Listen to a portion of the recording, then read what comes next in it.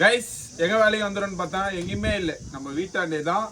கடை லீவு இன்னைக்கு, ஆடி அமாவாசைன்றதுனால இன்னைக்கு கடை லீவு. ஆர்டருக்கு ஒரு 26 கிலோ துளசி அரிசியில ஒரு சிப்பம் மொத்தமா கொடுத்துட்டாங்க நம்ம கிட்ட.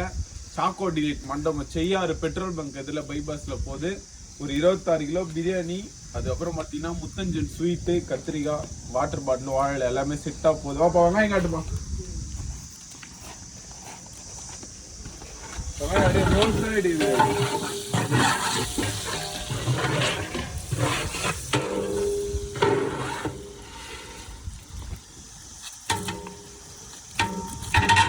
கத்திரிக்காய் காட்டுவா.